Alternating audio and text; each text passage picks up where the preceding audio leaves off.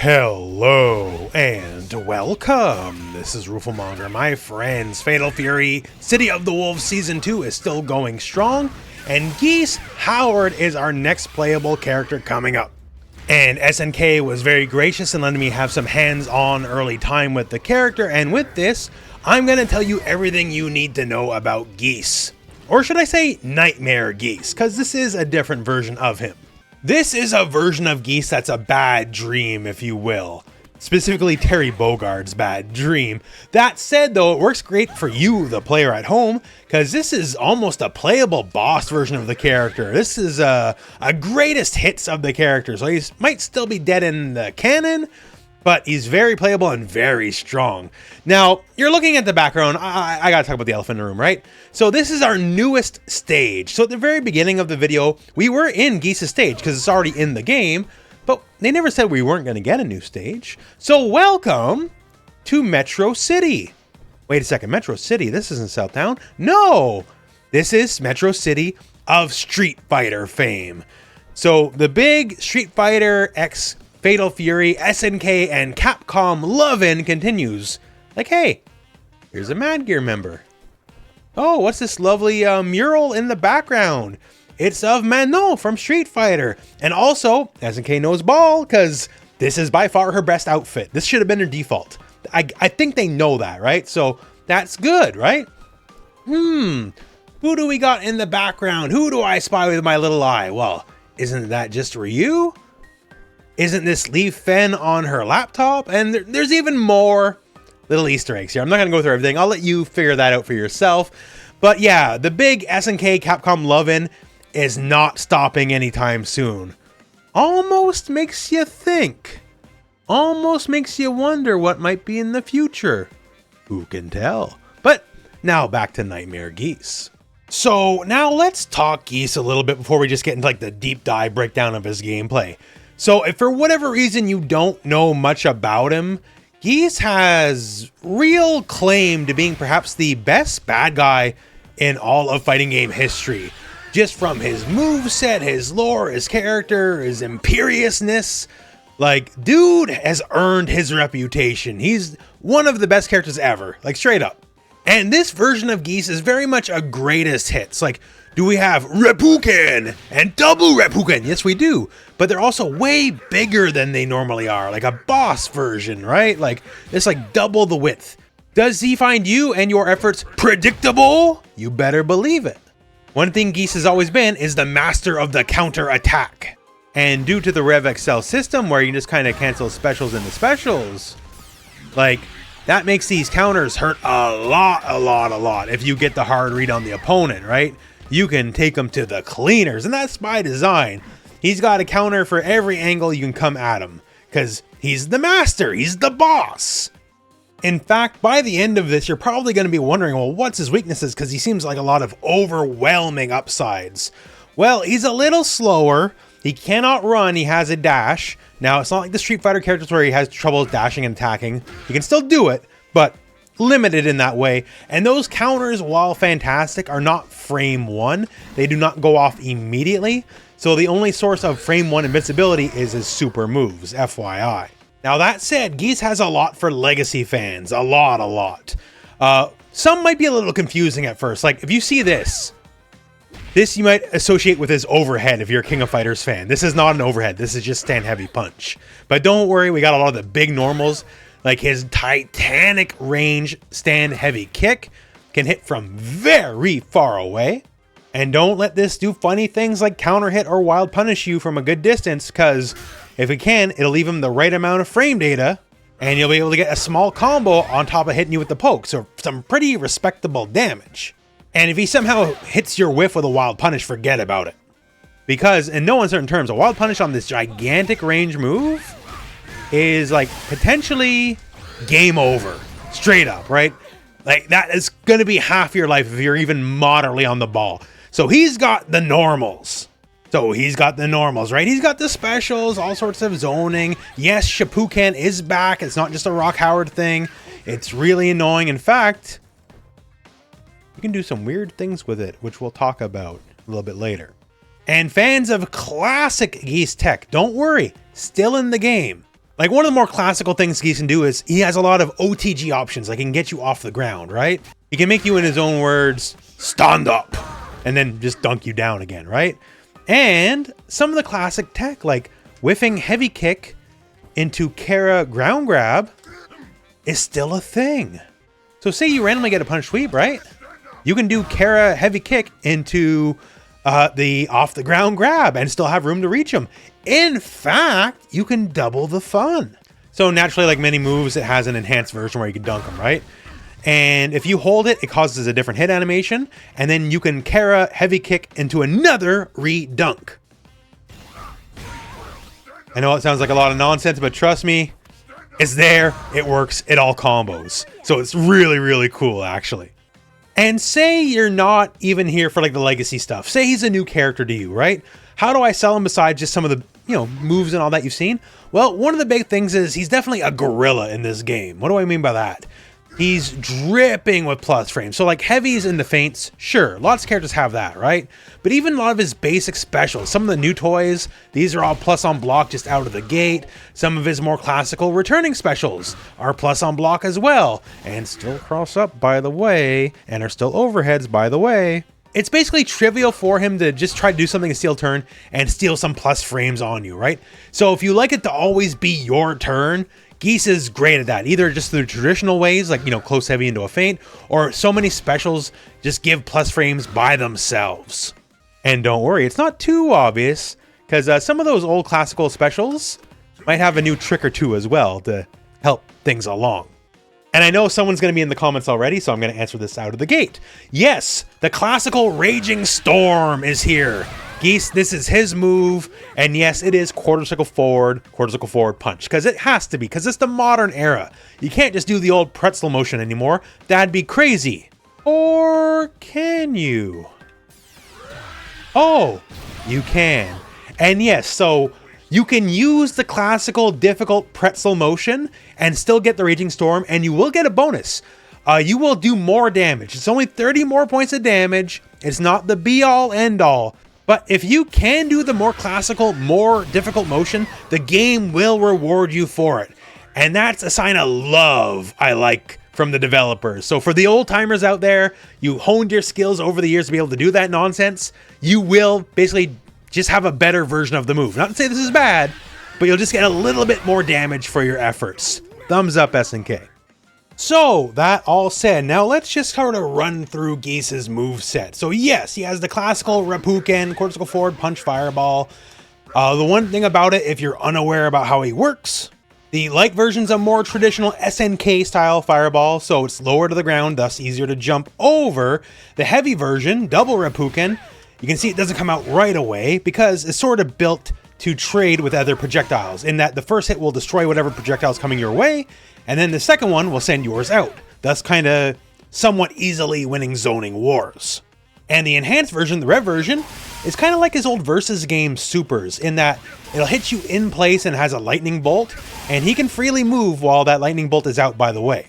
So since it launches up a little bit, it's great just bait for like Rev Excel combos, because then you can use it to bounce up higher to get air and like other moves and keep your combo structure going, so it's useful in a lot of ways.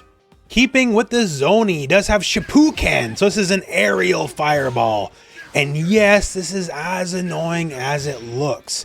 Now, just to note here, it does the same damage as the ground fireball, so it's not weaker in any way. It controls a very aggressive angle, and yes, he moves backwards while doing it. So if you're just looking for a little bit of a runaway plan, it's there. Although, you cannot do it while going backwards. It has to be a neutral or a forward jump to do it, FYI.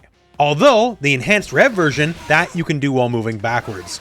In fact, as you can see here, the rev version does 2 projectiles, and it actually makes for an excellent hit confirm, because you can just toss it and say it hits. He does have a rushing forward super, and say you do it from an angle and you see it connect, you can just go right into your super and just get that damage in there, right? So it's excellent at controlling space, it's excellent as a hit confirm, it's just good all around. Also, this is feintable.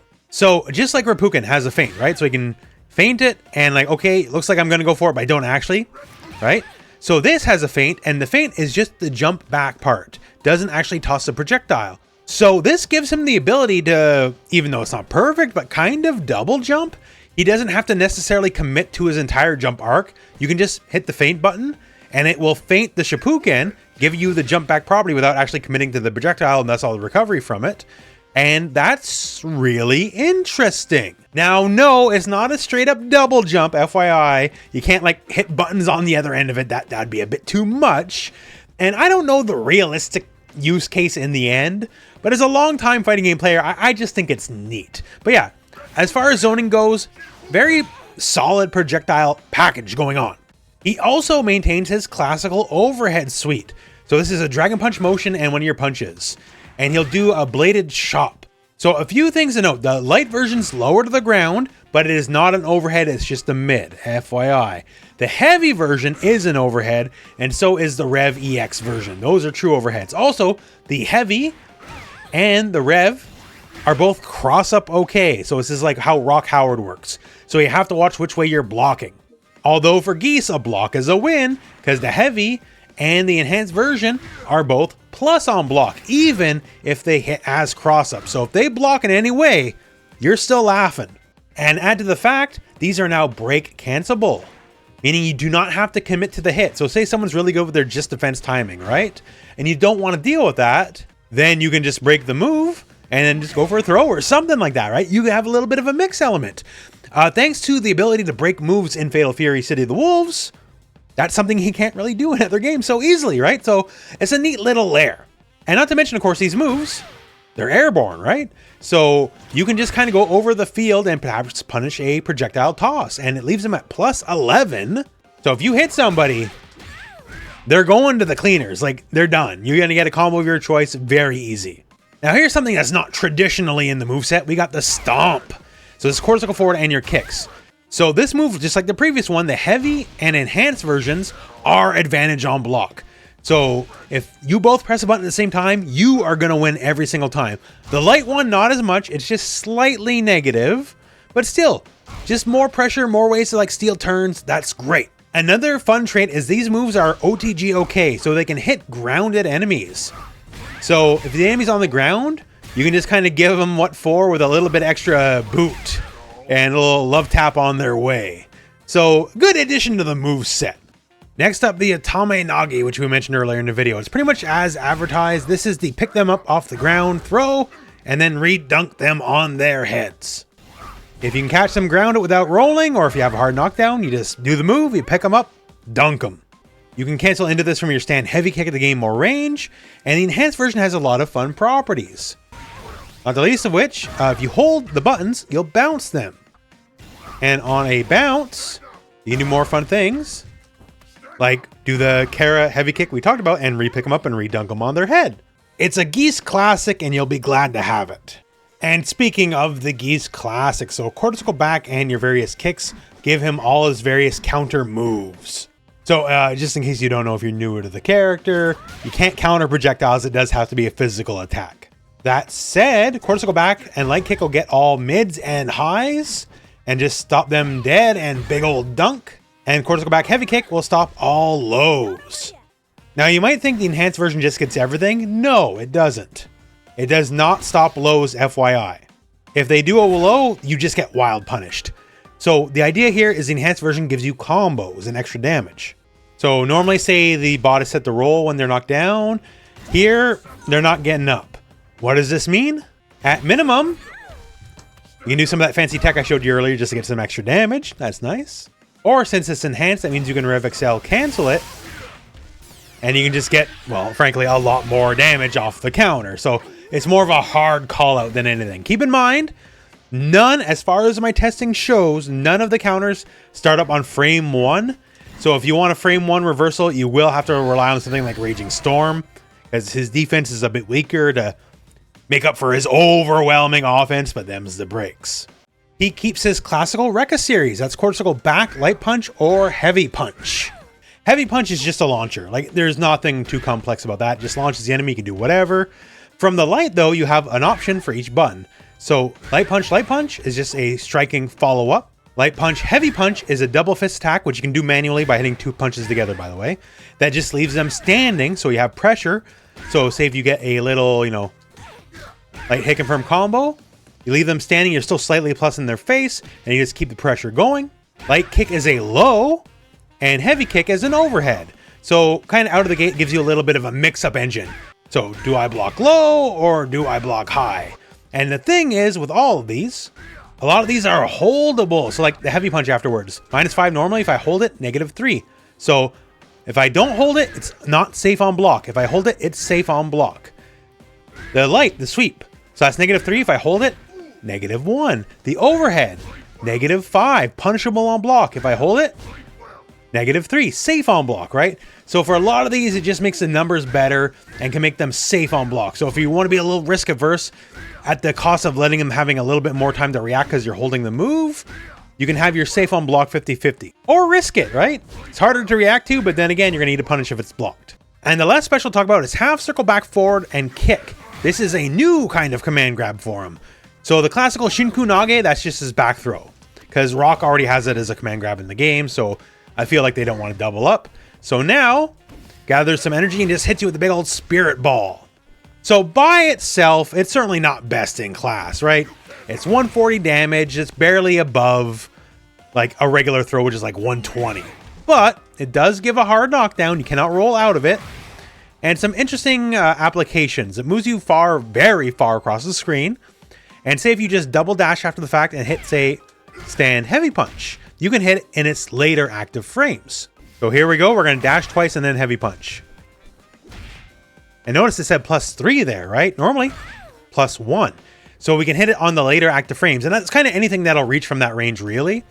Is it doesn't leave you beside them or anything like that, but it does leave you enough just to hit a button, and it's meaty, so they just kind of gotta deal with it.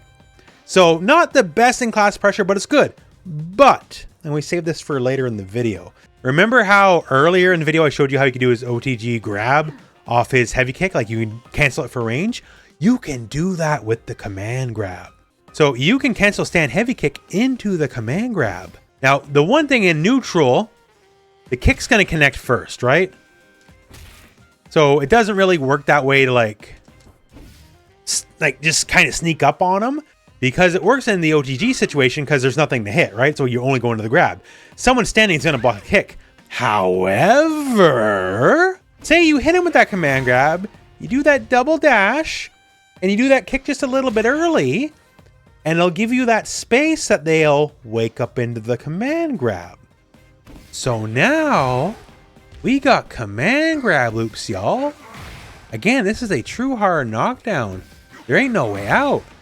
And if you try to do something, again, I can just do double dash and hit you with a meaty on your wake up. So, again, he's not T-Zock or nothing, but you gotta put a little respect on this command grab. And of course, naturally, say for an enhanced version, well, just add a little super at the end, and you'll get some pretty tasty damage. And to sort of close out, we have the supers. So, the classical Raging Storm, big hitbox, level 2 more of the same, just even bigger. And as mentioned at the beginning of the video, if you can do the classical pretzel motion, you'll do it with more damage. And his rush super is the Deadly Rave. Now, one thing to note here. So this is a classical SNK style rush super. In the move list, it does give a hint that you can follow up aggression via additional inputs. So I was thinking maybe like, oh, do the inputs like the old Deadly Rave. The only problem is the inputs are different for like every older game he's been in. And I've tried a bunch of them and I can't figure it out. I'm not saying it's not there. I'm saying when Geese comes out, it's your job to figure out how to get extra special stuff out of his Deadly Rave. Because if they have the special inputs for Raging Storm, there's no way they don't have something special for Deadly Rave. It's just up for someone to figure out. And finally, his hidden gear. So this is what he has as a boss character currently in the game. And it's one hell of a Raging Storm, followed by the Rashomon, just big blow. Got the big text on the background and everything, let you know it's a really big deal. And that's basically the long and short of Geese Howard. So this is a preview, and again, thank you SNK for letting me have some hands-on time with the character, just to give you guys an idea of what's going on. And I think he's really exciting. Of the currently announced characters for Fatal Fury City of the Wolves Season 2, this is definitely the one I'm the most excited for. And he's just cool. Like, if you're a fan of this character, Like, everything about him, like, this is almost everything you could hope for. All these plus frames, all the usual gimmicks, some new cheap tactics to work around with. There's a lot of fun stuff here, and I'm really looking forward to trying him out myself. And also just to see his arcade mode in EOST, just to see what the lore implications are. But that said, my friends, that is the breakdown of Nightmare Geese for Fatal Fury City of the Wolves, and thank you very much for watching. Hope this video has found you well, and go out and play some Fatal Fury.